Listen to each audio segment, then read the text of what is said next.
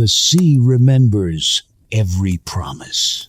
Long after kings have turned to dust, after mighty cities have become broken stones buried beneath the earth, the sea continues to whisper their names. Every crashing wave carries echoes of forgotten battles. Every restless tide remembers the dreams of sailors who believed they could outrun destiny. Tonight, we travel back more than 3,000 years, to an age when the gods were believed to walk beside mortals, when every mountain hid a mystery, and every island might conceal either salvation or death. Imagine standing upon a lonely shore beneath a sky filled with cold stars. The air smells of salt and smoke. Somewhere beyond the darkness, waves pound against jagged rocks with relentless rhythm. In the distance, the wreckage of war still burns. The greatest conflict of the ancient Greek world has finally ended. For 10 endless years, thousands of warriors crossed the wine-dark sea to besiege the mighty city of Troy. Kings left their kingdoms. Fathers left their children. Young men sailed away believing they would return in glory before the seasons changed. Instead, an entire generation disappeared into war. The plains before Troy became fields of ash and shattered bronze. Countless heroes met their end beneath the city's towering walls. Songs were written about courage, grief, betrayal, and sacrifice. Yet among all those stories, one journey would eclipse them all. It is the story of a king who won the greatest war of his age, only to lose the road home. His name was Odysseus. According to the ancient Greek epic times, the Odyssey, composed by the poet Homer, Odysseus was not the strongest warrior among the Greeks. That honor belonged to Achilles. He was not the richest king, nor the most handsome, nor the most feared. His greatest weapon was something far more dangerous: his mind. While other heroes relied upon brute strength, Odysseus survived through patience, strategy, and cleverness. His plans defeated enemies that armies could not overcome. His words could calm frightened men or deceive dangerous foes. He understood that battles were often won long before swords were drawn. It was his brilliant idea that brought Troy to its knees: a giant wooden horse. The Greeks appeared to abandon the war, leaving behind a magnificent gift. The Trojans celebrated what they believed was victory, and pulled the towering horse through their gates beneath the cover of darkness. Hidden inside were Greek warriors. When night fell and the city slept, they emerged silently. The gates were open. The waiting Greek army returned. By dawn, Troy was consumed by fire. The war was over. For many kings, that would have been the final chapter. But for Odysseus, it was only the beginning. As the victorious fleet raised its sails and turned toward home, every sailor believed the worst was behind them. Wives waited across the sea. Children had grown older. Empty thrones longed for their rightful rulers. Home seemed only days away.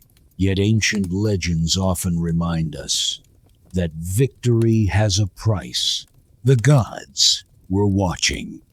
Among them was Poseidon, mighty ruler of the sea. His temper was as fierce as the storms he commanded. To ancient sailors, every crashing wave reflected his mood. Calm waters were gifts. Tempests were warnings. Soon, Odysseus would discover that no ship could escape the anger of a god. His voyage would become a nightmare unlike any other. He would meet creatures no ordinary sailor could imagine. A race of gentle people whose strange fruit erased every memory of home. A giant Cyclops whose single eye watched from the darkness of a cave. A sorceress who transformed proud warriors into helpless animals. The haunting songs of the Sirens, promising peace while leading sailors to destruction. A narrow passage guarded by two horrors. One, a monstrous whirlpool capable of swallowing entire ships. The other, a beast whose hunger could never be satisfied. He would descend into the shadowed realm of the dead, speaking with spirits who had long departed the world of the living. He would lose companions one by one, until silence became his closest companion. Years would pass. Storm after storm would batter his ships. Hope would fade. Even the stars above would seem unfamiliar. Yet through every hardship, one image remained unbroken inside his heart. A small island, Ithaca, not the richest kingdom in Greece, not the largest, not the most beautiful, simply home. There, his faithful wife, Penelope, refused to believe he was dead. Though surrounded by ambitious nobles eager to claim his throne and marry her, she waited through endless seasons, holding on to hope when everyone else surrendered to despair. Their son, Telemachus, grew from a child into a young man without truly knowing his father. Every story he heard was little more than a fading memory carried by strangers. Could a man, absent for 20 years, ever truly return? Would his kingdom still recognize him? Or had time transformed home into something beyond recovery? These questions lie at the heart of one of humanity's oldest surviving epics. This is not merely a tale of monsters and miracles. It is a story about longing, about endurance, about the painful distance between who we were and who we become. Every island along Odysseus' voyage represents more than a place upon a map.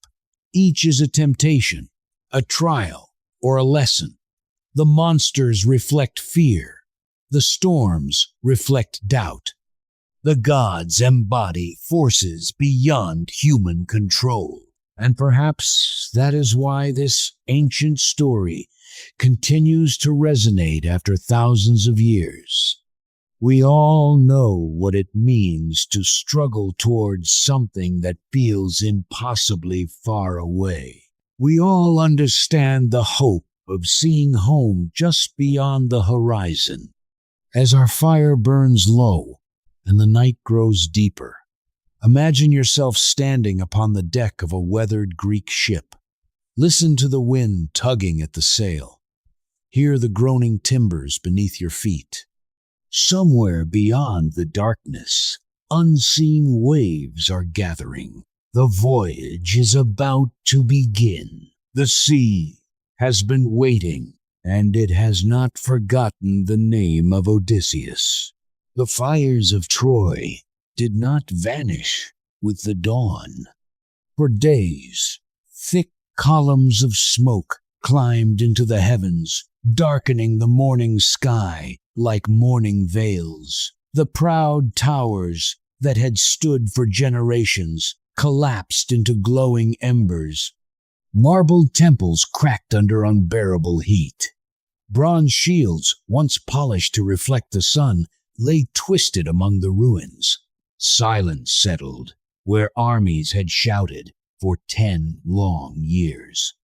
The cries of victory faded quickly. What remained was loss.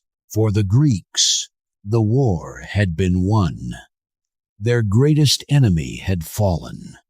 Yet as the surviving warriors gathered upon the shoreline, preparing their ships for the voyage home, few realized that another story, one far greater than the war itself, was only beginning.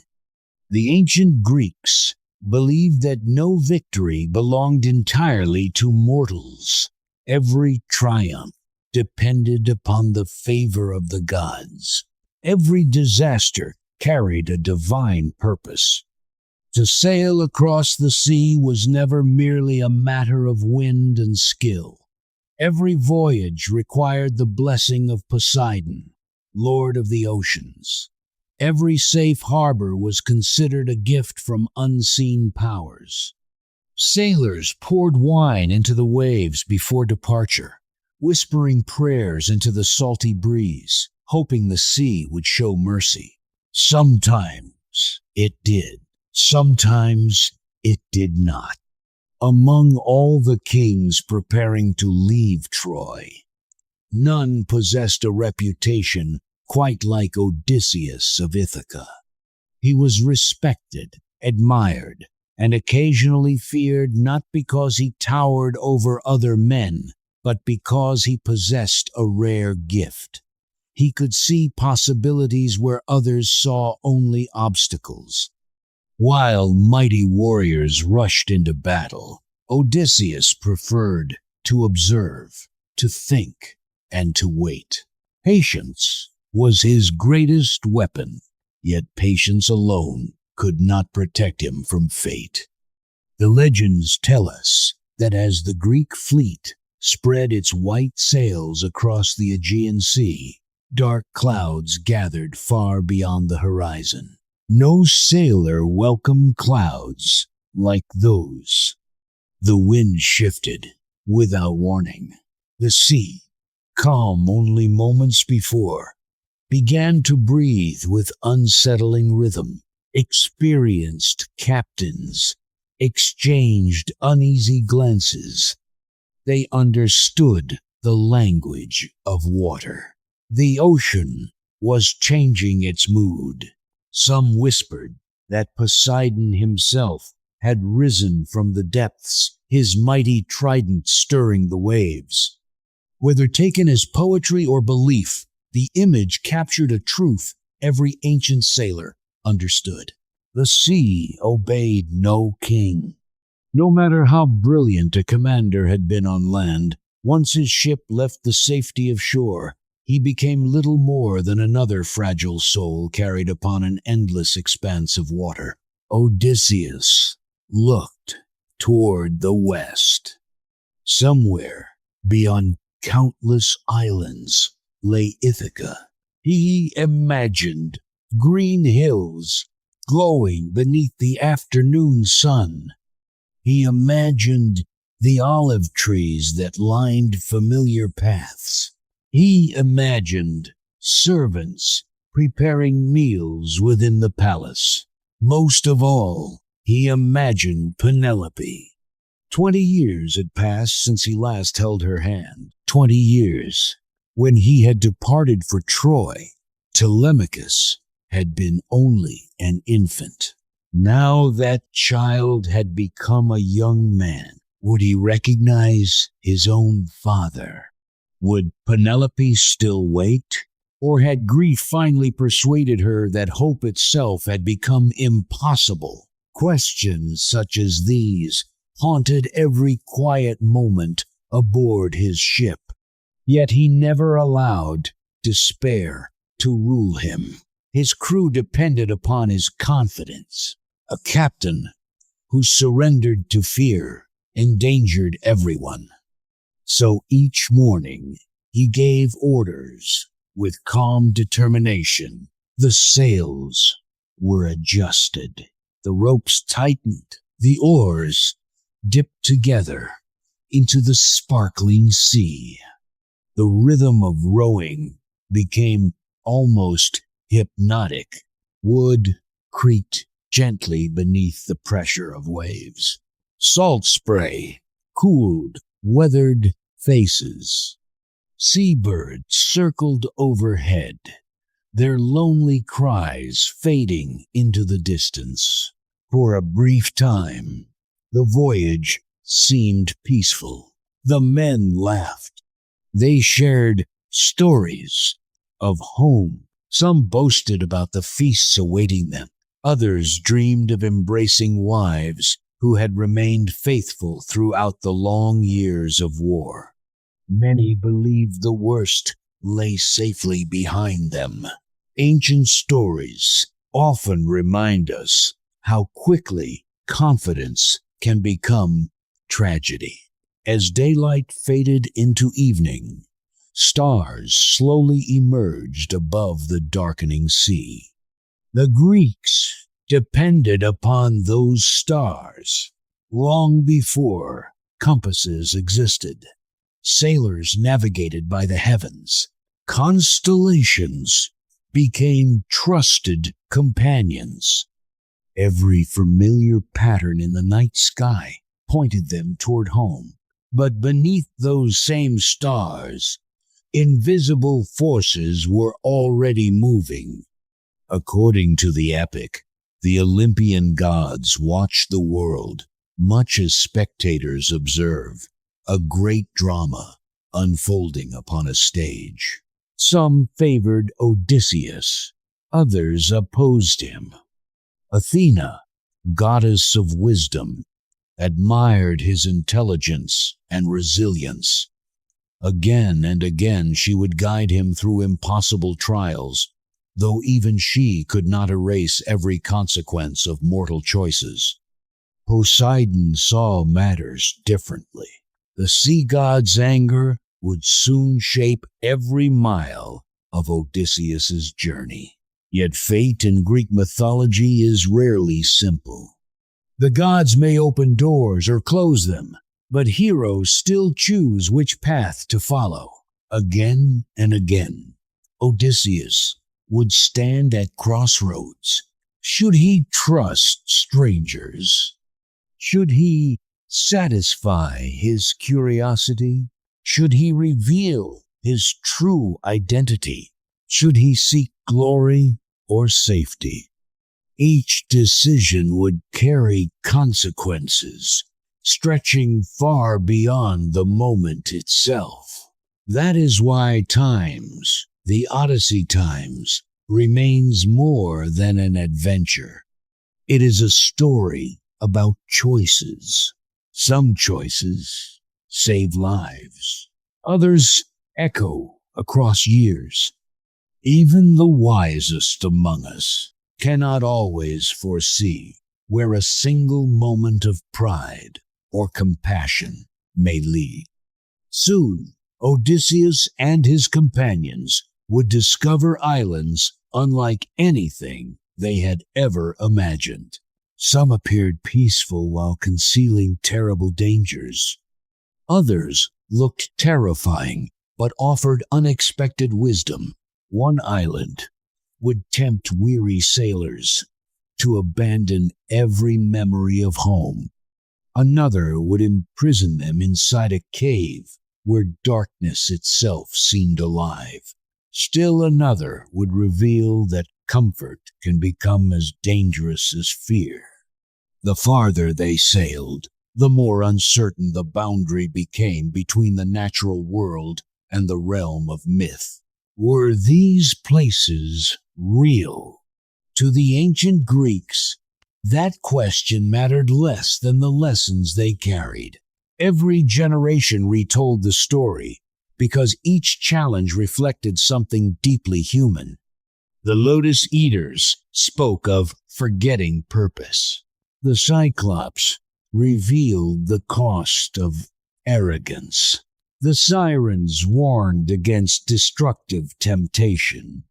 Scylla and Charybdis embodied impossible choices where every path demanded sacrifice, and always, beyond every storm, stood the same destination. Ithaca, not merely a kingdom, a promise, a memory, a reason to endure. Tonight, as the moon casts silver light across the endless sea, imagine standing beside Odysseus upon the deck of his weathered ship. The wind fills the sail. The stars shimmer overhead. The shoreline of Troy has finally disappeared behind the horizon. Before them stretches an ocean filled with mysteries no map can fully describe. The men believe they are sailing toward home. They cannot yet know they are sailing into one of the greatest legends ever told. For every wave carries them farther from certainty. Every sunrise introduces a new trial. Every sunset asks the same haunting question. How much can one person lose and still continue the journey home? The answer begins with the first island waiting beyond the dawn. An island where no swords are needed, no monsters roar, no blood is spilled. Only memory itself begins to fade.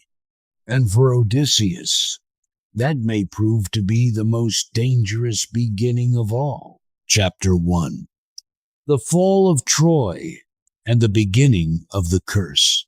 When the fires of Troy went out, night settled over the ancient city of Troy.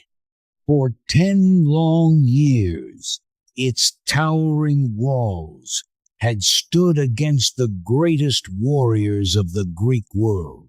Kings and heroes had crossed the Aegean Sea, seeking glory, revenge, and honor after the Trojan prince Paris carried Queen Helen away from Sparta. The war that followed became one of the most celebrated conflicts of the ancient world, remembered for legendary figures such as Achilles, Hector, Ajax, Agamemnon, and Odysseus. Yet, after a decade of bloodshed, neither side had achieved complete victory. The mighty walls of Troy remained unconquered. Countless soldiers had fallen beneath them. Entire generations had grown up knowing only war. According to Homer's Times Odyssey, the end of Troy did not come through overwhelming strength, but through one extraordinary act of intelligence. That intelligence belonged to Odysseus, king of Ithaca. Unlike Achilles, whose name became synonymous with unmatched courage in battle, Odysseus earned his reputation through wisdom, patience, and strategy.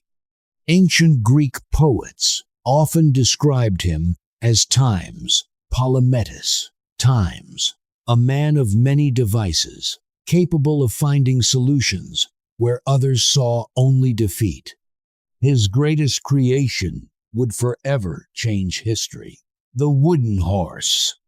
Constructed from massive timbers, the horse appeared to be an offering left behind by the departing Greek army. Hidden within its hollow body were carefully selected warriors waiting silently for nightfall. Outside the city, the remaining Greek fleet disappeared beyond the horizon, or so the Trojans believed. For the first time in 10 years, silence replaced the sounds of war. The people of Troy stepped cautiously beyond their gates. They searched the abandoned Greek camp and found only ashes, empty tents, and the enormous wooden horse standing alone beneath the morning sun. Some warned against bringing the strange object inside the city. Others believed it was a sacred offering to the goddess Athena. Ancient traditions held that gifts dedicated to the gods should not be destroyed. Celebration overcame caution. The Trojans dragged the enormous horse through their own gates, cheering as musicians filled the streets with music. Children danced. Families embraced. Priests offered sacrifices of thanksgiving. The nightmare of war, they believed, had finally ended. But hidden within the darkness of the wooden horse, Greek warriors waited without movement. Hours passed. The sun disappeared beyond the western hills. One by one, the lights of Troy dimmed. Exhausted by celebration, the city surrendered itself to sleep. Only the crackling of distant fires disturbed the silence. Then, sometime after midnight, the hidden warriors emerged. They climbed quietly from the horse and moved through the sleeping streets with practiced discipline. Their first objective was simple: open the city gate. Far beyond the coastline, the Greek fleet had never truly abandoned Troy. Hidden behind a nearby island, hundreds of ships waited for the signal. As soon as the gates opened, the returning army poured into the city. The attack was swift. Homes caught fire. Temples echoed with screams. The narrow streets became rivers of confusion as soldiers fought beneath the glow of burning rooftops. Troy, which had survived every assault for 10 years, fell in a single night. Ancient writers often describe the destruction as one of the greatest tragedies of the heroic age. Palaces collapsed beneath roaring flames. Sacred buildings were plundered. The royal family was scattered. Many innocent lives were lost, alongside warriors whose names would soon become legend. Standing amid the smoke and fire was Odysseus. Victory belonged to Greece. The impossible had finally been accomplished. Yet even as flames consumed the city, Odysseus did not celebrate like many of the other kings. His thoughts traveled westward across the sea. Beyond countless waves lay Ithaca. Unlike mighty kingdoms such as Mycenae or Sparta, Ithaca was a small and rugged island of steep mountains, olive groves, rocky shores, and quiet harbors. It was not the richest kingdom in Greece, nor the largest, but it was home. There his faithful wife Penelope continued to wait. Their son, Telemachus, had been only an infant when Odysseus departed for Troy. Now the boy was nearly grown. An entire childhood had passed, while his father fought a distant war. No treasure taken from Troy could replace those lost years. For Odysseus, the war had always been a duty rather than a desire. His greatest wish was not to conquer new lands. It was simply to return to his family. As dawn rose over the ruins of Troy, preparations began for the long voyage home. The surviving Greek kings gathered their fleets along the shoreline. Ships that had carried armies to Asia Minor would now attempt to carry exhausted soldiers back across the Aegean Sea. Offerings were made to the gods. Sacrifices burned upon stone altars. Every captain prayed for favorable winds and calm seas. The Greeks believed the oceans belonged to Poseidon, ruler of the sea. No sailor departed without hoping for his favor. Yet not every god viewed the destruction of Troy in the same way. Among the Olympians, old rivalries remained unresolved. Athena, goddess of wisdom, had long favored Odysseus for his intelligence and restraint. Poseidon, however, would soon become his greatest enemy. The reasons for that divine anger would unfold gradually, but the seeds of tragedy had already been planted. The sea has always held two faces. To those it welcomes, it becomes a pathway home. To those it rejects, it becomes a prison without walls. As the Greek fleet raised its sails, sunlight shimmered across thousands of waves stretching toward the western horizon. Hope filled every ship. The war was over. Home lay ahead. Few realized they were sailing toward a journey that would become even more legendary than the war they had just survived. For most of the men aboard those ships, Troy had been the greatest challenge of their lives. For Odysseus, it was only the beginning. Within days, impatience and overconfidence would lead his men into their first deadly mistake on the shores of Ismarus. Before long, storms would erase the familiar stars from the sky. Strange islands would rise from the sea, and the boundaries between the mortal world and the realm of myth would begin to disappear. The voyage home would become a test not only of courage, but of wisdom, loyalty, endurance, and the human desire to keep moving forward, even when every horizon seemed determined to lead farther away from home. The fires of Troy slowly faded behind them, until nothing remained but smoke upon the distant skyline. Ahead lay the open sea, and waiting beyond it was destiny. Chapter 1: The Fall of Troy and the Beginning of the Curse. The first mistakes. The smoke of Troy gradually disappeared beyond the horizon. For the first time in 10 years, the Greek fleet sailed westward, leaving behind the battlefield that had consumed an entire generation. The bronze armor that had once shone beneath the walls of Troy was now scarred by countless battles. The shields carried aboard the ships bore dents from spears and arrows, silent reminders of a war that had claimed thousands of lives. The mood among the sailors was one of cautious optimism.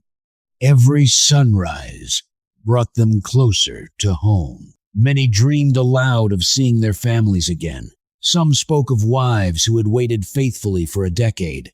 Others imagined embracing children who had grown into young men and women during their absence. Around the evening fires on the beaches where they stopped to rest, stories of home replaced stories of battle.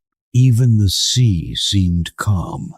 A steady wind carried the fleet across the sparkling waters of the Aegean, and for a brief moment it appeared that the gods had granted the victorious Greeks a peaceful return. Odysseus remained watchful.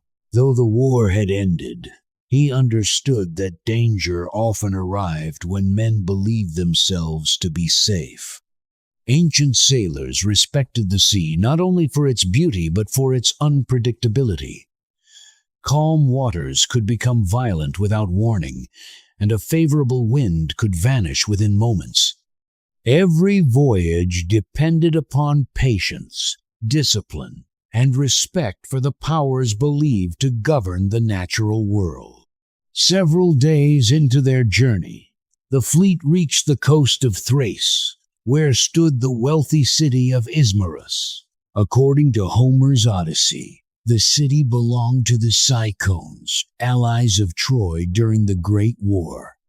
Many Greek commanders viewed the settlement as an opportunity. The war was over. The men deserved rewards. The city appeared vulnerable. Odysseus agreed to attack. The Greeks stormed ashore before sunrise. Their years of warfare had made them disciplined and relentless fighters.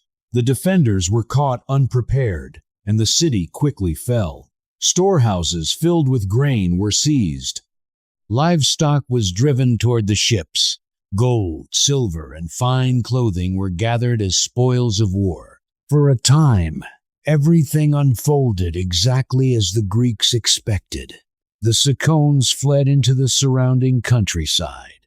Victory seemed complete. Odysseus, however, soon urged his men to leave. Experience had taught him that speed often meant survival. The longer an invading army remained in enemy territory, the greater the chance that reinforcements would arrive. He warned his companions, "Take what we have earned, return to the ships.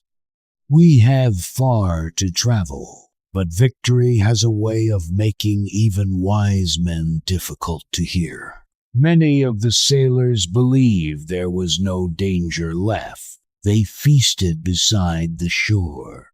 Wine flowed freely. Animals were slaughtered for celebration. Laughter echoed across the beaches. Some believed they had earned one final moment of triumph before returning home. Meanwhile, survivors from Ismarus had escaped inland. They carried news of the attack to neighboring settlements, calling upon experienced warriors to defend their homeland. By the following morning, the horizon filled with armed riders and disciplined infantry. The Cyclones had returned. This time they came prepared. The battle that followed was far different from the first. The Greeks, scattered by celebration and burdened with stolen treasure, struggled to organize their defenses. Spears clashed once more. Arrows darkened the morning sky. Men who had survived 10 years beneath the walls of Troy now fell upon an unfamiliar shore because they had ignored their captain's warning. Only after suffering heavy losses did Odysseus order a desperate retreat. The surviving Greeks fought their way back toward the waiting ships. As the fleet finally pulled away from the coast, many benches that had once been filled with rowers now stood empty. According to Homer, 6 men from each surviving ship were lost in the fighting. It was a painful lesson. The greatest dangers do not always appear during battle. Sometimes they arrive afterward, disguised as celebration. The sea welcomed the battered fleet once again, but the mood aboard had changed. Silence replaced laughter. The surviving sailors mourned friends who would never return to Greece. Odysseus stood at the stern of his ship, watching the coastline disappear. He understood something his men were only beginning to learn. The journey home would demand more than courage. It would demand discipline. Yet fate had prepared another trial. As the ship sailed farther into open water, the weather began to change. Dark clouds gathered along the northern horizon. The gentle breeze that had carried them from Troy grew cold and restless. Waves that had rolled peacefully beneath the hulls now rose higher with each passing hour. Ancient Greeks believed that storms were not merely natural events.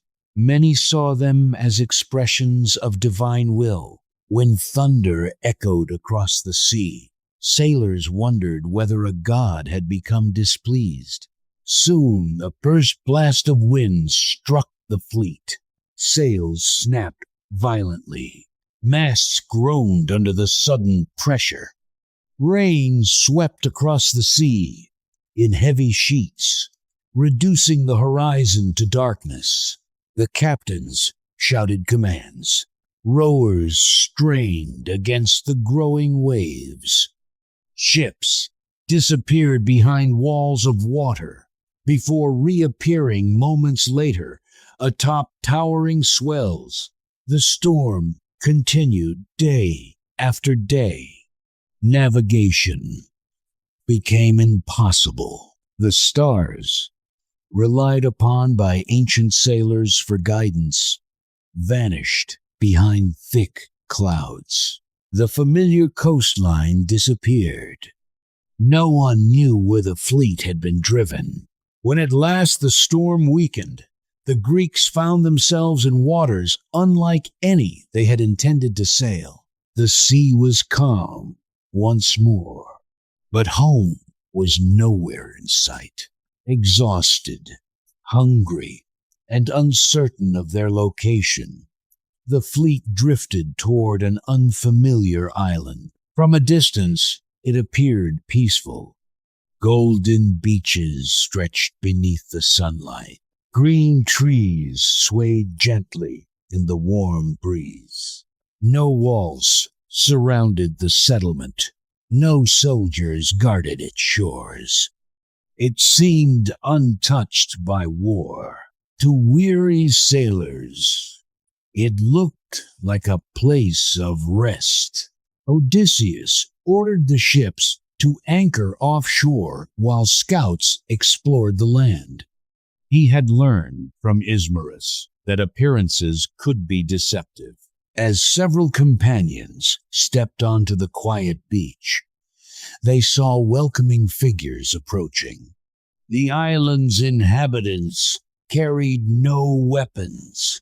Their expressions were calm. In their hands they held strange blossoms and sweet, fragrant fruit unlike anything the Greeks had seen before. The newcomers smiled warmly, inviting the exhausted travelers to eat. There was no sign of violence, no threat, only kindness. Yet, hidden within that peaceful welcome, lay one of the most dangerous temptations Odysseus would ever face. It was not a monster, not an army, not a storm. It was something far more subtle. The promise of forgetting every hardship. And for men who had spent 10 years at war and many more weeks wandering the sea, that promise would prove almost impossible to resist. Beyond those tranquil shores grew a mysterious plant whose power could erase memory itself. The Greeks had reached the island of the Lotus Eaters. Their next trial would not test the strength of their bodies. It would test the strength of their hearts. Chapter 2. Winds, Giants, and the Witch Circe. The Cyclops. Odysseus and the cave of Polyphemus. Into the giant's lair. The sea stretched endlessly beneath a pale morning sky as the ships of Odysseus drifted westward through unfamiliar waters. Days had passed since the Greeks escaped the strange island of the Lotus Eaters, where a single bite of a mysterious flower could erase every memory of home. Though they had escaped that quiet temptation, their voyage remained uncertain. Every sunrise carried them farther from the familiar shores of Greece, and every sunset reminded them that the gods still controlled their fate. According to Homer's Times Odyssey, the curse placed upon Odysseus had already begun to shape his journey. The king of Ithaca did not yet realize how greatly one decision would change the course of his life. As dawn broke on another day at sea, dark mountains slowly emerged from the mist. Steep cliffs rose from the water, crowned by forests untouched by human hands. The island appeared wild and ancient, a place where nature ruled without the presence of cities or kings. The sailors lowered their oars and studied the coastline. No smoke rose from villages. No cultivated Fields covered the hills. No ships rested in sheltered harbors. It seemed almost deserted. Nearby lay a smaller island filled with wild goats that roamed freely across rocky slopes. The Greeks landed there first, hunting enough animals to feed the hungry crew after many difficult days at sea. That evening, as they gathered around their campfires, they looked across the narrow stretch of water toward the larger island. Strange sounds echoed from distant hills. Sheep bleated somewhere beyond the cliffs. Faint columns of smoke drifted upward into the evening sky. Someone lived there.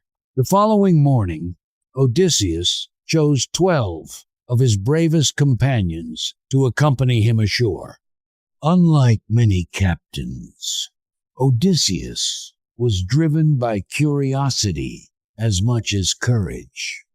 Among the ancient Greeks, hospitality was considered sacred.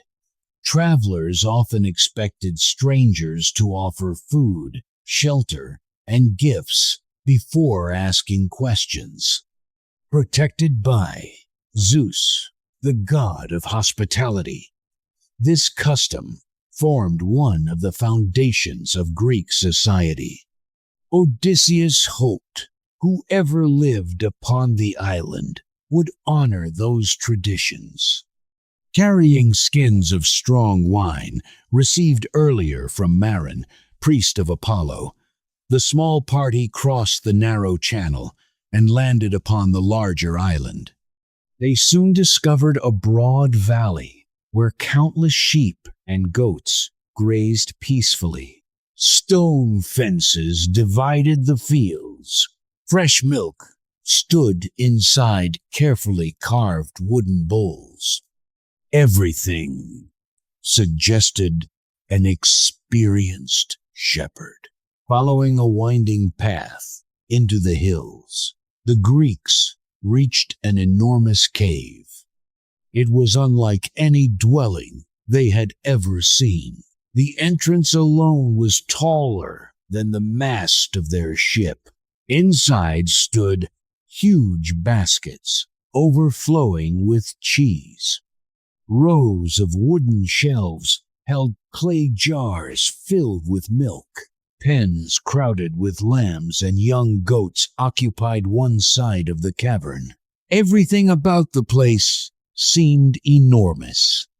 Odysseus's companions exchanged uneasy glances.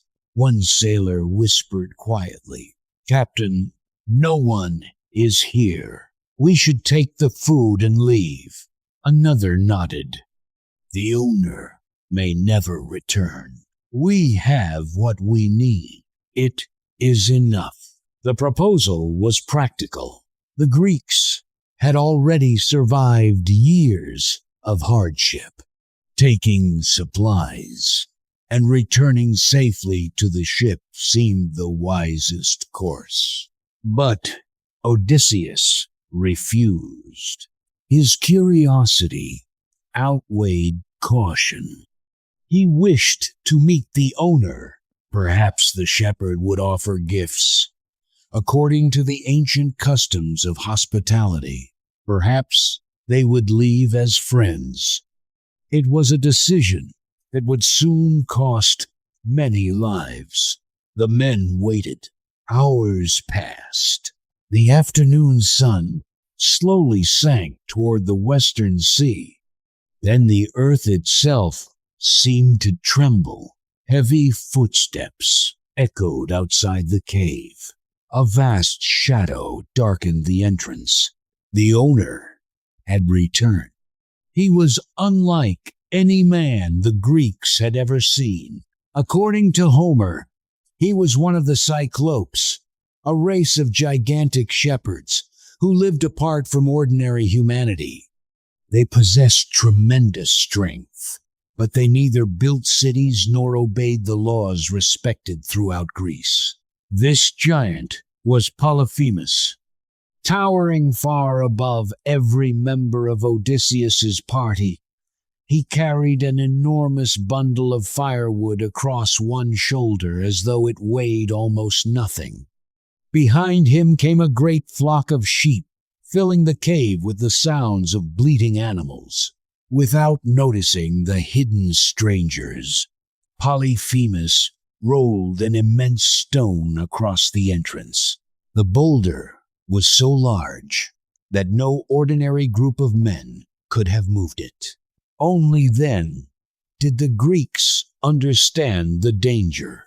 Even if they wished to flee, the cave was sealed.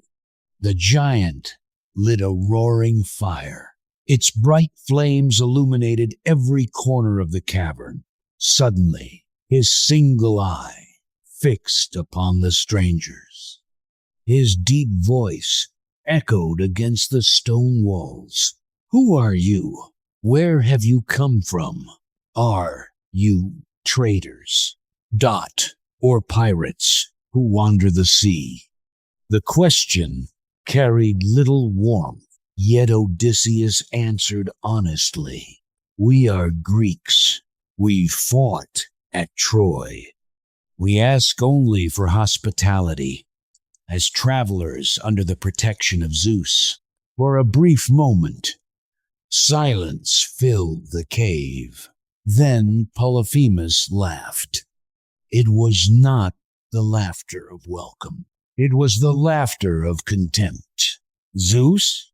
I care nothing for Zeus. We, Cyclops, are stronger than your gods." With those words, Odysseus realized that the giant respected neither divine law nor human custom. Hospitality meant nothing here. Mercy meant nothing. Without warning, Polyphemus reached forward with astonishing speed. His enormous hand seized two sailors before they could react. The Greeks shouted in horror. The giant dashed the helpless men against the rocky floor. Their lives ended instantly. Then, before the stunned companions could comprehend what they were witnessing, Polyphemus prepared his meal. The cave fell silent, except for the crackling fire. The surviving Greeks stood frozen in terror.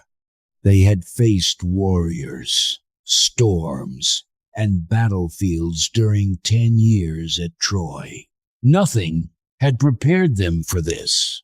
The monster showed no hatred, no anger, only hunger. After finishing his gruesome meal, Polyphemus drank deeply from great bowls of milk before lying upon the cave floor to sleep. His enormous breathing echoed like distant thunder. Several sailors looked desperately toward Odysseus.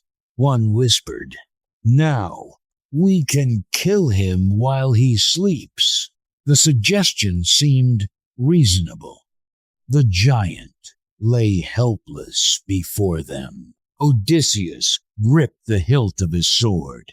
He could strike directly into the Cyclops' chest. The nightmare would end. Yet after only a moment, he slowly released the weapon. His sharp mind recognized a terrible truth. Even if Polyphemus died, the great stone blocking the entrance would remain. None of the Greeks possessed the strength to move it. They would become prisoners inside the cave forever. Killing the monster immediately would also condemn them. For the first time since entering the cave, Odysseus understood that strength alone could not save them. Only intelligence could. Throughout the long night, he remained awake, studying every detail inside the cave. His eyes settled upon the trunk of a freshly cut olive tree lying near the giant's sheep pens. It was thick, strong, and still green with sap. Slowly, a dangerous idea began to form. If they could not defeat the Cyclops with swords, perhaps they could defeat him with cunning. Outside, dawn slowly approached. The first rays of sunlight crept through narrow cracks around the giant stone sealing the entrance. Morning would soon bring another terrible test, and before another sunset, Odysseus would gamble everything on one of the most daring plans ever told in Greek mythology. The first light of dawn crept into the cave, but it brought no hope. Polyphemus rose from the stone floor as though nothing had happened the night before. To the terrified Greeks, the giant's terrible feast had been unforgettable. Yet to the Cyclops, it had been an ordinary meal.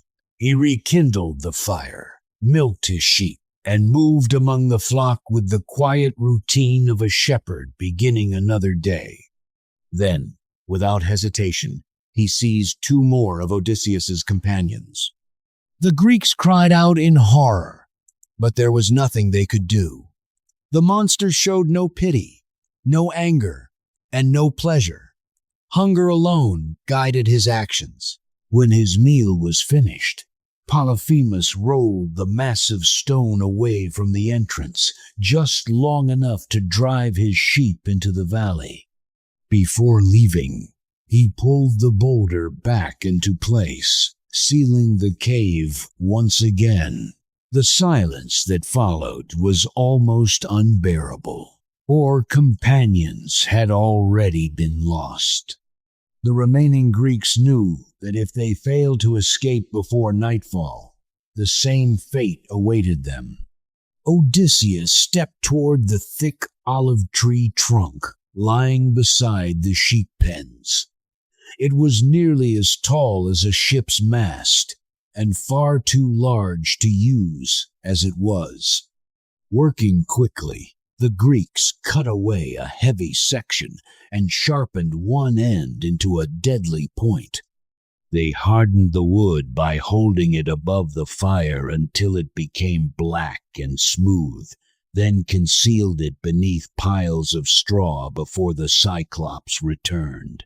Every movement had to remain unnoticed. Every breath carried the weight of survival. As the sun began to set, heavy footsteps echoed outside the cave once more. Polyphemus returned with his flock. Again, he rolled the enormous stone across the entrance. Again, the cave became a prison. The giant lit his fire. Its orange glow revealed the frightened faces of the remaining Greeks. For the third time, Polyphemus reached into the group. 2 more sailors were taken.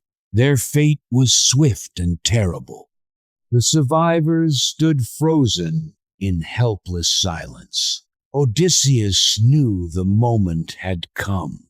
Stepping forward with remarkable calm, he carried a wineskin given to him before leaving Troy. The wine came from Marin, a priest of Apollo, and was so strong that it was normally mixed with many parts water before anyone dared drink it. The Cyclops had never tasted such a drink. Odysseus raised the skin. "You have eaten your meal," he said. "Now accept this gift. Drink this wine." Polyphemus lifted the skin to his lips. His single eye widened. The rich, powerful wine delighted him. Never before had he tasted anything like it. He demanded more. Odysseus willingly poured another serving, then another. Soon the giant's speech became slow and heavy. His enormous head swayed above the fire. Satisfied, Polyphemus laughed loudly. You have pleased me, little stranger. I will give you a gift. Tell me your name. I, Odysseus, answered without hesitation. My name is Nobody. My family calls me Nobody. My friends call me Nobody. The drunken Cyclops roared with laughter. Then, Nobody, I shall eat you last. With that strange promise, the giant collapsed upon the cave floor. His deep breathing soon filled the cavern. The moment had arrived. Odysseus signaled his companions. Together, they uncovered the sharpened olive stake. 5 men grasped the heavy timber while Odysseus guided its point. Slowly they approached the sleeping giant. Then, with every ounce of strength they possessed, they drove the burning stake into the Cyclops' single eye. The wood hissed against the blazing fire before disappearing into the giant's eye. Polyphemus awoke with a roar that shook the mountains. His cries echoed across the island like thunder.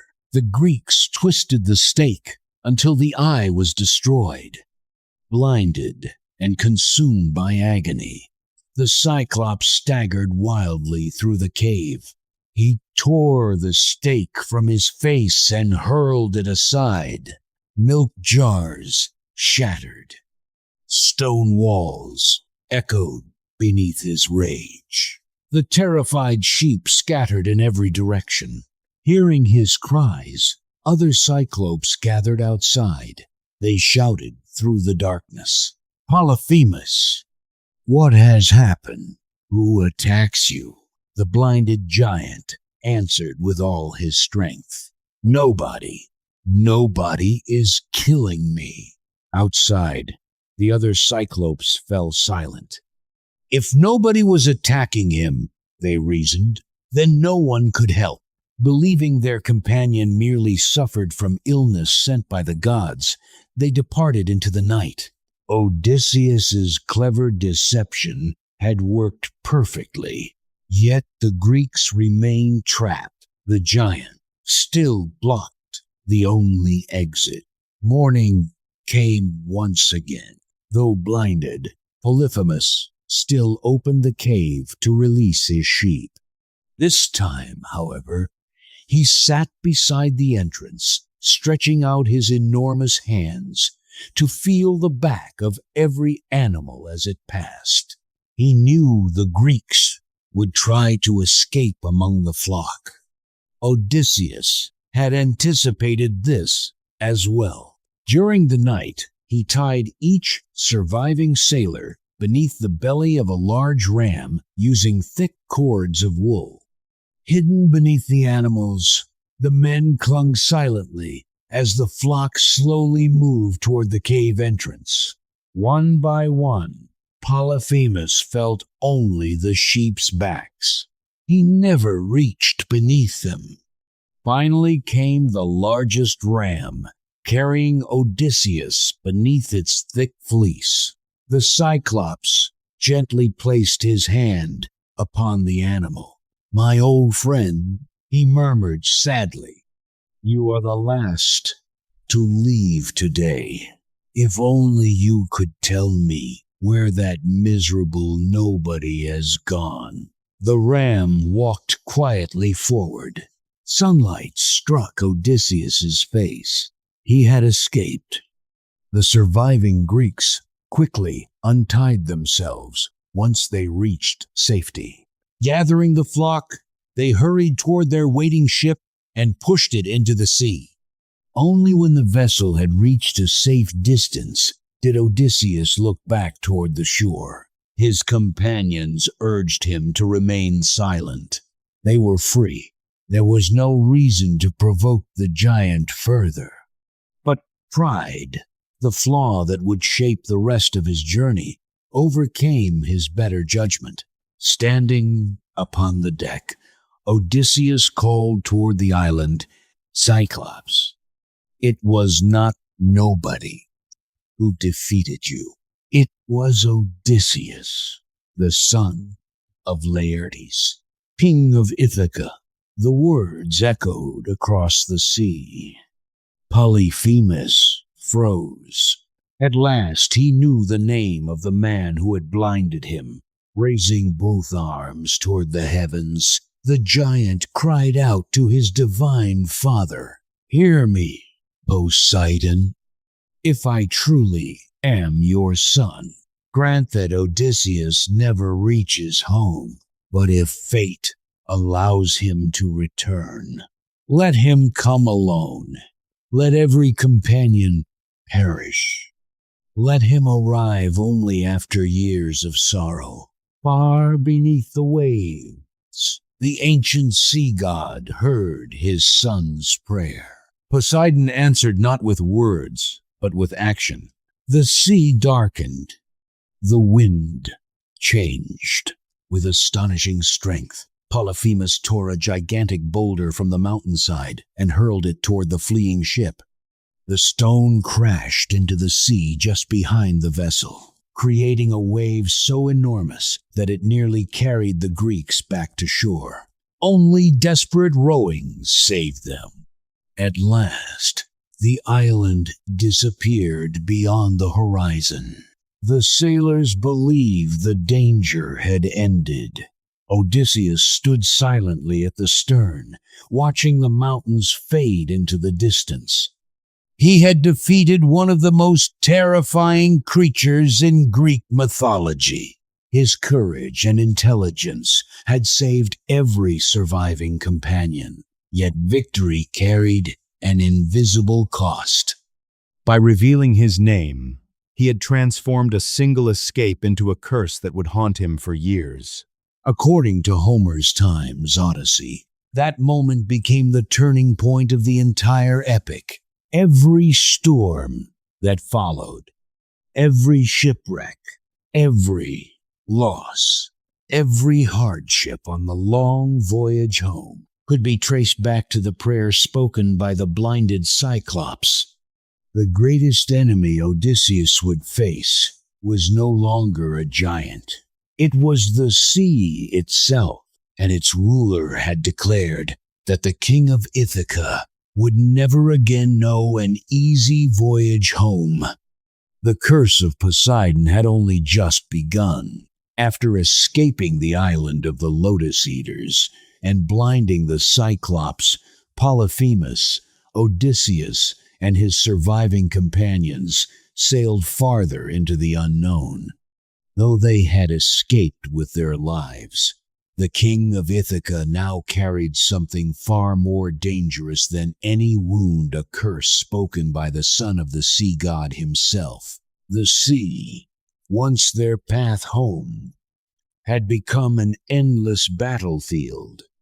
Days passed before the weary sailors reached a remarkable island, unlike any they had seen before. High cliffs rose from the sea, crowned by a gleaming fortress surrounded by bronze walls. This was the floating island of Aeolus, ruler of the winds. According to Homer's Odyssey, Zeus himself had entrusted Aeolus with command over the winds that crossed the world. Every storm, every gentle breeze, and every violent gale answered to his command. Unlike the monsters Odysseus had encountered, Aeolus welcomed the Greeks with generosity. For an entire month, the Wind King listened as Odysseus recounted the long years of the Trojan War, the fall of Troy, the Lotus Eaters, and the terrifying escape from the Cyclops. When it came time to depart, Aeolus decided to help the exhausted hero. He gathered every dangerous wind into a great leather bag, sealing it tightly with a silver cord. Only the gentle west wind was left free to guide the Greeks safely toward Ithaca. With favorable winds filling their sails, the fleet crossed the sea in remarkable speed. For 9 peaceful days they sailed without incident. Then, at last, Ithaca appeared on the horizon. Its rugged mountains rose from the sea exactly as Odysseus remembered them. Smoke drifted from distant villages, and the familiar coastline shimmered beneath the morning sun. Home was finally within reach, but exhaustion overcame Odysseus. Having guided the ship almost without rest for days, he finally fell asleep. As their captain slept, curiosity overcame the crew. The mysterious leather bag had never been opened. Some whispered that Aeolus must have hidden gold inside it. Others believed Odysseus intended to keep the treasure for himself. Years of hardship had weakened trust. Unable to resist temptation, the sailors untied the silver cord. Instantly, the imprisoned winds exploded from the bag. A deafening roar filled the sky. The sea erupted into chaos. Sails tore against the violent gusts as the fleet spun helplessly across the waves. The same winds that had carried them almost home now drove them farther away than ever before. When Odysseus awoke, Ithaca had vanished beyond the horizon. The opportunity was lost. Heartbroken, the Greeks returned to Aeolus, hoping for another chance. But the Wind King refused, believing that no ordinary man could suffer such relentless misfortune unless the gods themselves opposed him. Aeolus sent the Greeks away. "If the immortals reject you," he declared, "I cannot stand against their will." Once again, Odysseus sailed into uncertainty. Days later, towering cliffs appeared before them. At their center lay a calm harbor, enclosed by steep stone walls. The water inside was perfectly still, protected from every wind. To weary sailors, it seemed like a gift from the gods. Only Odysseus hesitated. Trusting his instincts, he anchored his own ship outside the narrow entrance while the rest of the fleet sailed into the sheltered harbor.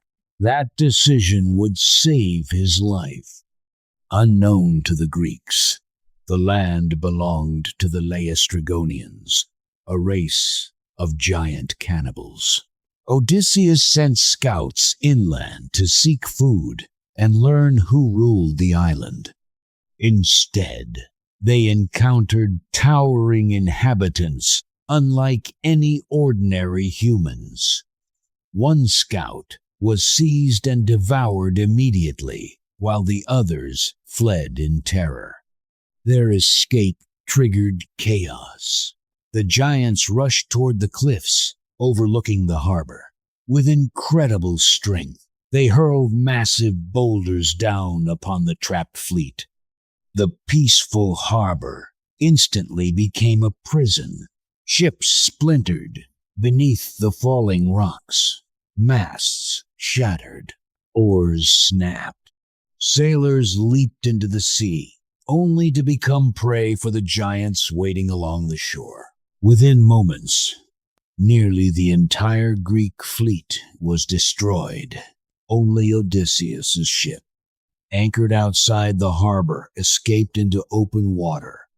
The once great expedition that had sailed from Troy had been reduced to a single vessel. The loss was devastating. Friends who had survived 10 years of war disappeared forever beneath the waves. No victory song remained, only silence. Still, the voyage continued.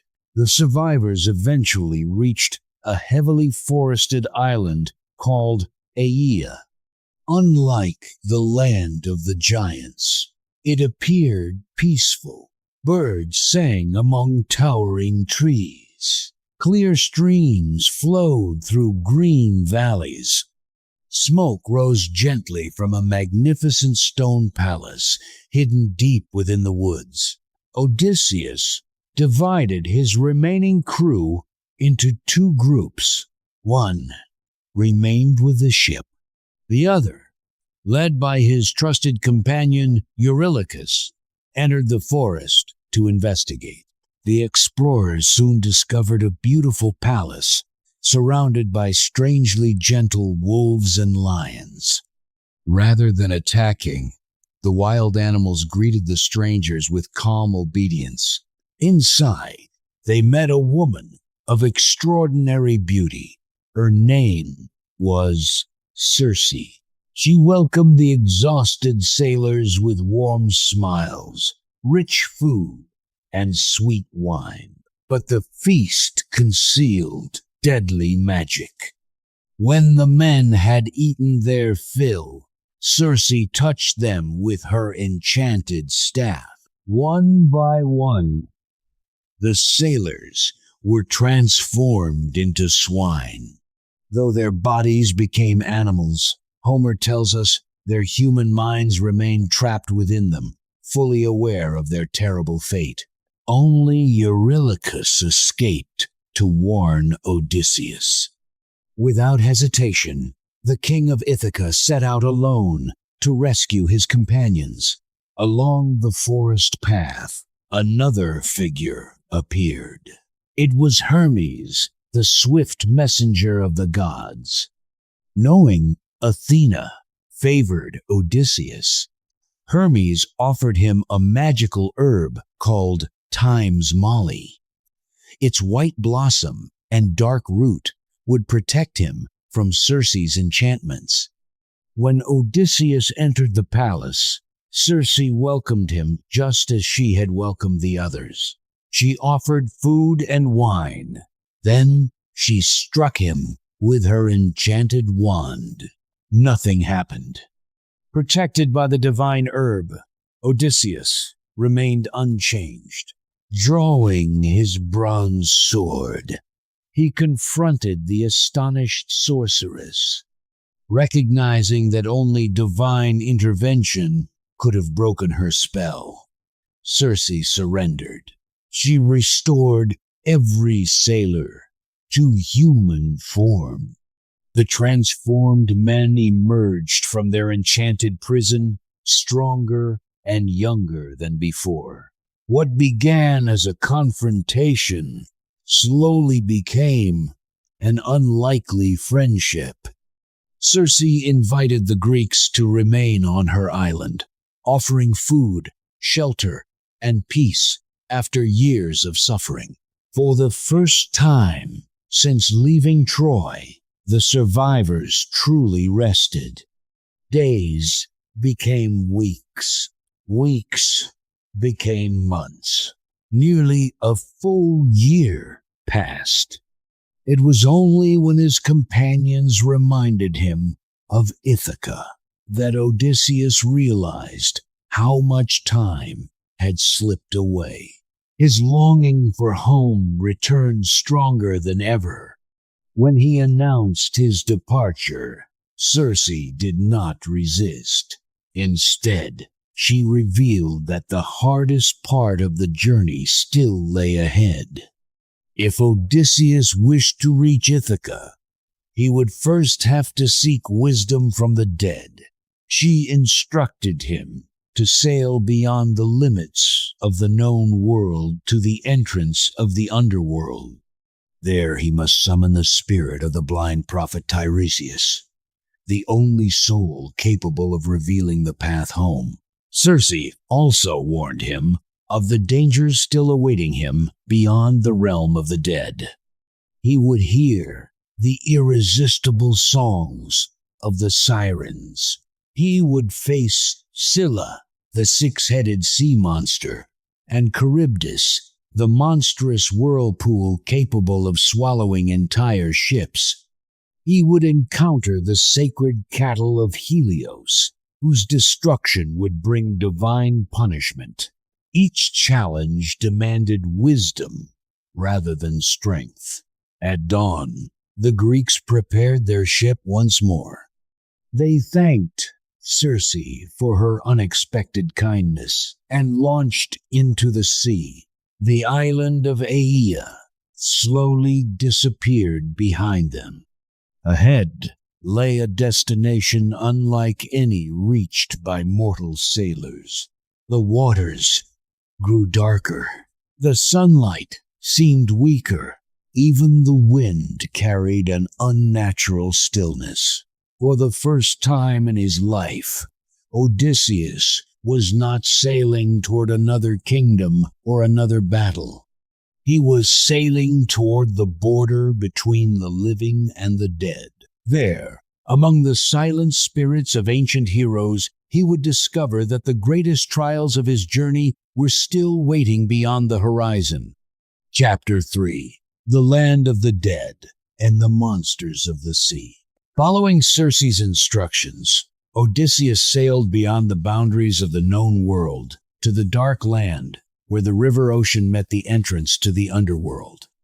There, according to Homer's Odyssey, he performed sacred rituals to summon the spirits of the dead. One by one, shadowy souls emerged from the darkness, each longing to drink the sacrificial blood that briefly restored their memories and voices. Among them came the blind prophet Tiresias. Unlike the other spirits, Tiresias retained his wisdom even in death. He warned Odysseus that Poseidon's anger would continue to haunt every mile of his journey. If Odysseus and his crew respected the sacred cattle of Helios, they still had a chance to reach Ithaca. But if they harmed them, every companion would perish, and Odysseus would return home alone after many years of suffering. The warning was clear. The future had not yet been written. It would be shaped by the choices still to come. Before leaving, Odysseus encountered other spirits whose stories reflected the cost of war and pride. He embraced the ghost of his mother, Anticlea, who had died while waiting for his return. He spoke with Agamemnon, murdered after reaching home, and with Achilles, the greatest warrior of Troy, who confessed that even the greatest glory was worth less than the life of an ordinary man. Odysseus also saw Ajax, who still refused to forgive an old rivalry even in death. The underworld reminded him that every victory demanded a price. Returning to Circe's island, Odysseus prepared for the next stage of the voyage. The first danger came from the Sirens, mysterious creatures whose beautiful songs lured sailors to their deaths upon hidden rocks. Following Circe's advice, Odysseus ordered his crew to fill their ears with beeswax. Curious to hear the legendary voices, he instructed his men to bind him tightly to the ship's mast and ignore every command he gave until they had safely passed. As the ship approached, the Sirens sang of knowledge, glory, and every secret hidden within the world.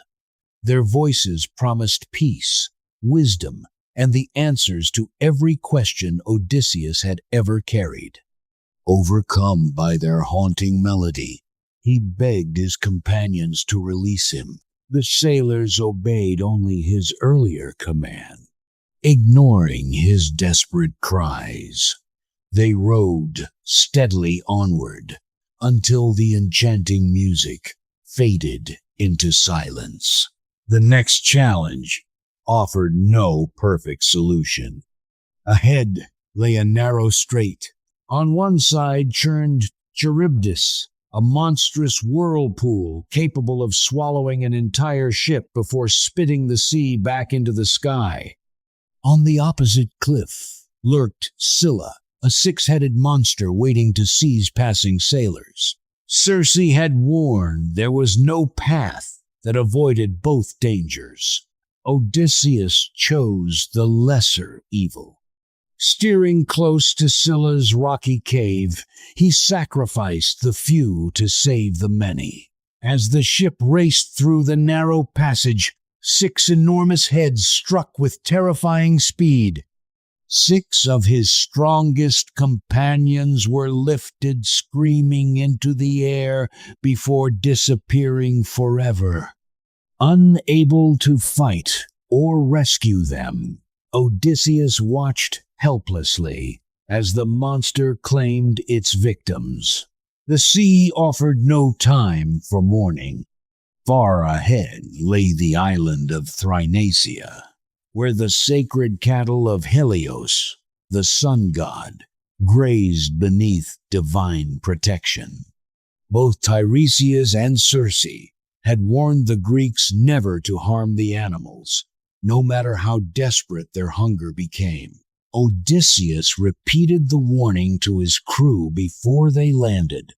For many days, fierce storms trapped them on the island. Their supplies dwindled. Hunger slowly overcame reason. One day, while Odysseus climbed a hillside to pray for guidance, exhaustion overcame him, and he fell asleep. Believing death from starvation was inevitable, his companions made a desperate decision. Ignoring every warning, they slaughtered the sacred cattle and prepared a feast. When Odysseus awoke, the terrible truth was already before him. The warning of Tiresias had come to pass. When the storms finally ended, the Greeks returned to sea. But the gods had already pronounced judgment. Helios demanded justice from Zeus himself, declaring that if the crime went unpunished, he would no longer bring daylight to the world. Zeus answered swiftly. Dark clouds gathered above the lonely ship. A single thunderbolt shattered the mast, split the hull, and hurled every sailor into the raging sea.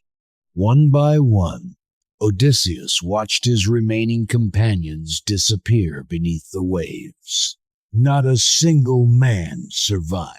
The prophecy had been fulfilled.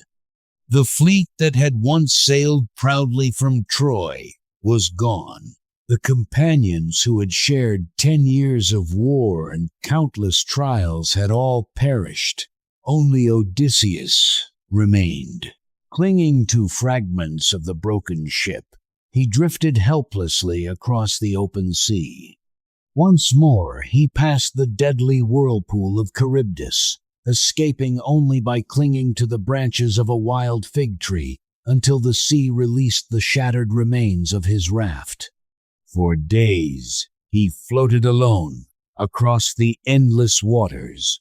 At last, exhausted and barely alive, he reached the hidden island of Ogygia. There lived the immortal nymph, Calypso. She rescued the broken king from the sea and cared for his wounds. For 7 long years she offered him safety, comfort, and even immortality if he would remain by her side forever. Yet despite every gift she could offer, Odysseus refused to surrender the dream that had carried him through every storm. Each day he sat beside the shore, gazing toward the distant horizon where Ithaca lay beyond countless unseen waves. He had lost his ships. He had lost his companions. He had lost years of his life. But he had not lost hope, though every trial had stripped something from him. One thing remained untouched: the unwavering determination to return home. That determination would soon be tested one final time, as the gods themselves decided whether the long suffering of the king of Ithaca had finally earned its end. Chapter 4. The Last Voyage Home. 7 years passed on the hidden island of Ogygia. There, the immortal nymph Calypso cared for the shipwrecked Odysseus, offering him comfort, companionship, and even eternal youth if he would remain with her forever. To many, it would have seemed an impossible offer to refuse. Yet despite her kindness, Odysseus never stopped longing for Ithaca. Each day he sat alone upon the rocky shore, watching the endless sea. His thoughts were never far from his homeland, his faithful wife Penelope, and his son Telemachus, whom he had not seen since the boy was an infant. Time had taken nearly 20 years from his life, but it had not weakened his desire to return home. At last, the goddess Athena pleaded with Zeus to end Odysseus's suffering. The king of the gods agreed. Hermes, the divine messenger, descended to Ogygia and delivered Zeus's command that Calypso must release her captive. Though heartbroken, she obeyed the will of Olympus. She supplied Odysseus with timber, tools, food, and fresh water, helping him build a sturdy raft for the final stage of his journey. After setting sail once more, Odysseus believed his long ordeal was finally ending. But Poseidon had not forgotten. Returning from distant lands, the sea god spotted the lone raft crossing his waters and unleashed one final storm. Towering waves shattered the raft, and violent winds hurled Odysseus into the raging sea. For days he struggled against exhaustion, clinging to driftwood while praying for survival.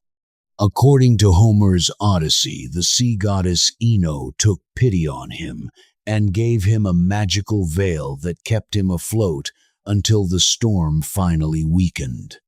Bruised, exhausted, and barely alive, Odysseus reached the island of Scheria, home of the Phaeacians, a people renowned for their unmatched skill as sailors. There he was discovered by Princess Nausicaa, who welcomed the weary stranger with kindness and guided him to the palace of her parents, King Alcinous and Queen Arete. The royal court offered Odysseus food, shelter, and hospitality before asking his name. Only then did he reveal his true identity. He recounted the entire story of his journey, from the fall of Troy and the Cyclops to Circe, the underworld, the Sirens, Scylla, Charybdis, the sacred cattle of Helios, and the destruction of every ship and companion. Moved by his extraordinary tale, the Phaeacians decided to help him. That very night, they placed the sleeping hero aboard one of their swift ships, carrying him safely across the sea while he rested. When Odysseus awoke, he found himself lying upon the familiar shores of Ithaca. After 20 years away, he had finally come home. Athena soon appeared before him, disguising him as an elderly beggar. His kingdom had changed during his long absence. Believing their king dead, more than 100 powerful suitors had occupied his palace, consuming his wealth while competing for the hand of Queen Penelope. Despite years of pressure, Penelope had remained loyal. She delayed choosing a new husband through clever promises and careful deception, always hoping Odysseus would one day return. Odysseus first sought refuge with his faithful swineherd Eumaeus. Soon afterward, he was reunited with his son Telemachus, now a grown man. Father and son embraced for the first time in 2 decades, before secretly planning to reclaim their home. Disguised as a beggar, Odysseus entered his own palace unnoticed. He observed the arrogance of the suitors as they feasted upon his livestock, mocked his servants, and dishonored the sacred traditions of hospitality. Only a few loyal servants recognized the true king beneath his disguise. Penelope, still uncertain whether her husband lived, announced a final contest. Whoever could string the great bow of Odysseus and send an arrow cleanly through the rings of 12 axe heads would become her husband. One after another, the suitors tried. None possessed the strength. Then the old beggar quietly asked for the bow. Laughter echoed through the great hall as the weapon was placed into his hands. With effortless ease, Odysseus strung the bow that no other man could bend. The room fell silent. His disguise ended. The rightful king stood before them once more. With Telemachus, Eumaeus, and a handful of loyal allies beside him, Odysseus confronted the suitors. A fierce battle erupted within the palace walls. One by one, those who had abused his household fell beneath his arrows and sword. When the fighting ended, peace slowly returned to Ithaca. Yet one final test remained. Penelope, unwilling to trust appearances alone, ordered a servant to move the couple's marriage bed. Odysseus immediately objected. He explained that the bed had been carved from the trunk of a living olive tree, rooted deep within the palace itself. It could never be moved without destroying the room around it. Only the true Odysseus knew that secret. At last, Penelope recognized her husband. After 20 years of war, wandering, storms, monsters, and unimaginable hardship, the family was reunited.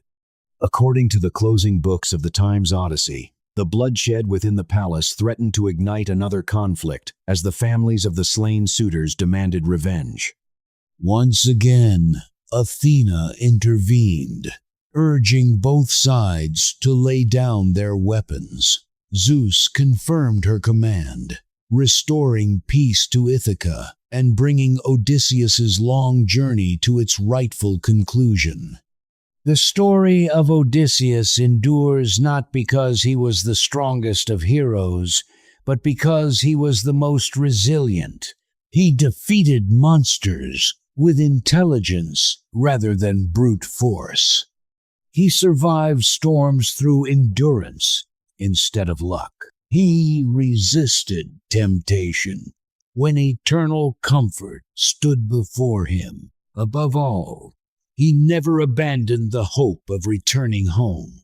His voyage became one of the greatest epics of the ancient world, a timeless reminder that the longest journeys are often shaped not by the distance traveled, but by the determination to keep moving forward despite every loss, every failure, and every storm. In the end, Ithaca was more than a destination. It was the purpose that carried Odysseus across the sea, through the realm of the dead, and back into the embrace of the family that had waited for him through the passing of 20 unforgettable years. Chapter 5. The Legacy of Odysseus.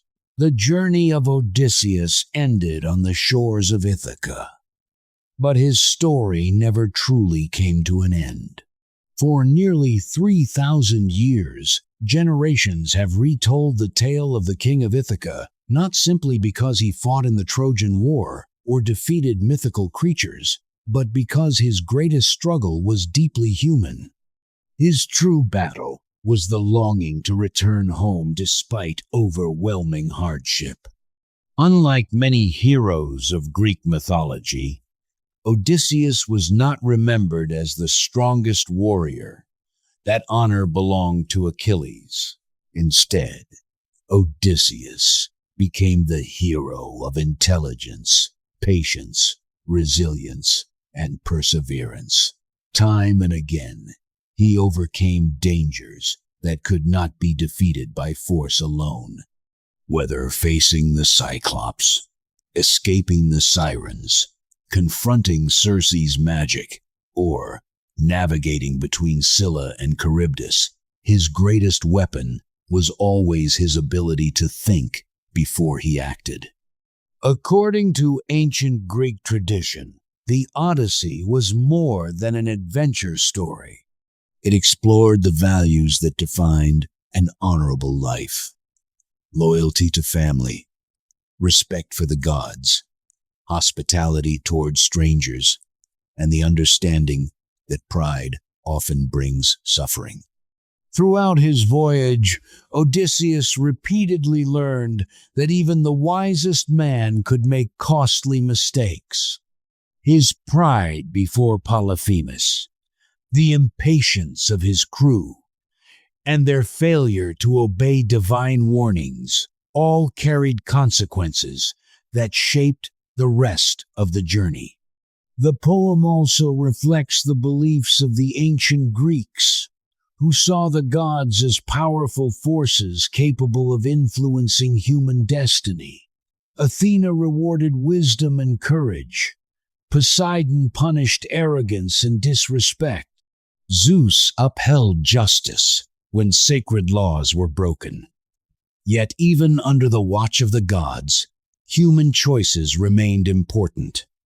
Fate opened the path, but character determined how a traveler walked it. When Odysseus finally returned to Ithaca, he was no longer the same king who had sailed away 20 years earlier. War, loss, temptation, grief, and endless wandering had transformed him. He had lost every ship, every companion, and many years with those he loved most.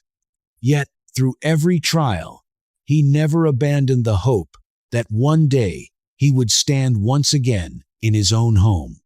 That hope became the heart of the Odyssey. Its influence extends far beyond ancient Greece. The epic has inspired countless writers, historians, artists, filmmakers, and storytellers across the world. Themes first explored in Homer's poem, courage, sacrifice, temptation, identity, and the meaning of home, continue to appear in literature and cinema today.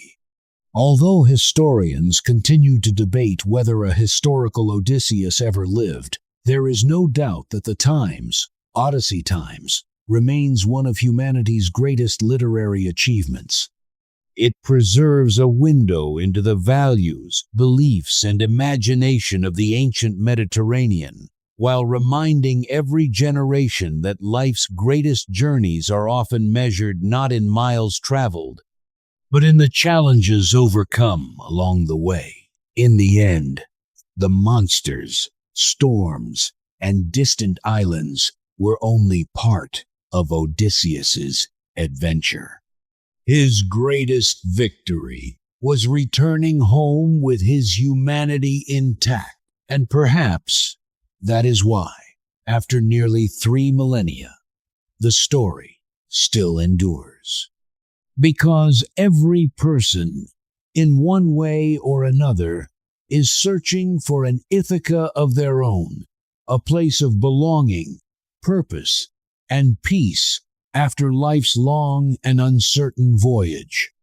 As the sun sets over the rugged shores of Ithaca and the waves grow quiet at last, the legend of Odysseus passes from history into memory. The voyage is over, but the story continues wherever courage, wisdom, and hope guide someone through the unknown toward home.